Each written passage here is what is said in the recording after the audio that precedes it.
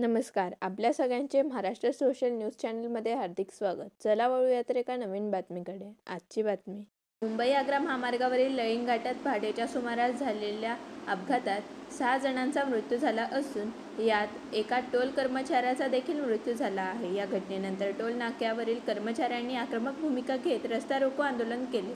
Toll कर्मचाऱ्यांना कोणतीही सुरक्षितता पुरवली जात नाही. तसेच अपघात झाल्यानंतर क्रेनची या ठिकाणी मोठ्या प्रमाणावर गरज असताना ती देखील पुरविण्यात आलेली नसून जोपर्यंत राष्ट्रीय महामार्गाचे अधिकारी या ठिकाणी येत नाही तोपर्यंत आंदोलन मागे न घेण्याचा पवित्रा टोल कर्मचाऱ्यांनी घेतला आहे. पोलीस अधीक्षक विशाल आनंद सिंगुरी हे टोल नाक्यावर दाखल झाले. कर्मचाऱ्यांनी आंदोलन मागे घेण्याचे आवाहन त्यांच्या वतीने करण्यात आले.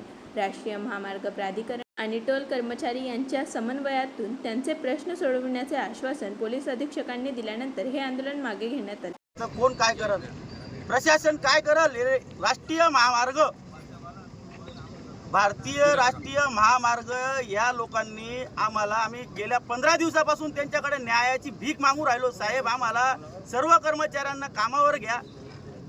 आम्ही 15 वर्षापासून ह्या वेळेवरती काही लोकांचे मृत्यू वाचवले, जीव वाचवले, तात्काळ सुविधा देऊन आम्ही त्यांचे प्राण वाचवले.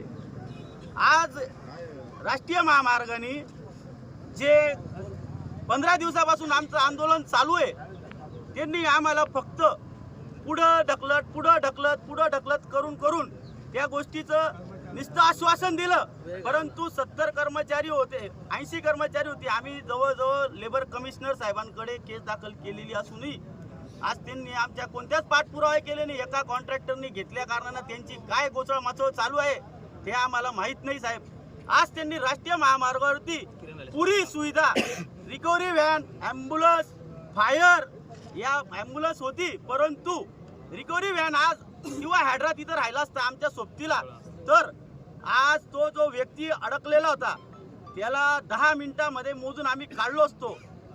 त्या कारणास तिथं काही नसल्या असणं, तिथं दुसरा रॉंग साईडनं तो डंपर आल्या कारणानं त्या जागेवरती एकावरती 3 अपघात झाले. आमचा कर्मचारी त्या समोरचा अडकलेल्या व्यक्तीला काढण्यास मदत करत होता. अजून एक मागील ड्रायव्हर, त्याची तर काही चुकी नाही हो साहेब, तो त्या ड्रायव्हरला काढायकरता मदती करता आलेला होता, त्याचाही तिथं मृत्यू झाला. आता याच्यात सगळ्यात मोठं म्हणायला गेलं तर हे राष्ट्रीय महामार्गांचाच हा जबाबदार आहे.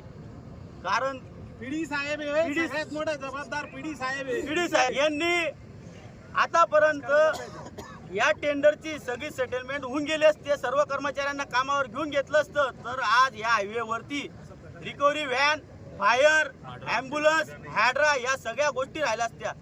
इथं 250 कर्मचाऱ्यांना राष्ट्रीय महामार्गाच्या नियमानुसार, कायद्यानुसार मेडिकल राहतो, इन्शुरन्स राहतो. आता आम्हाला इन्शुरन्स नाही. आज आमचा कर्मचारी गेला, त्याचा मोबदला त्याच्या घरच्यांना, आज त्याच्या घरच्यांचं कोण काय करल. बातमी आवडल्यास चॅनलला लाईक व सबस्क्राईब करा व दररोज अशा नवनवीन बातम्या पाहण्यासाठी चॅनलला फॉलो करा. धन्यवाद.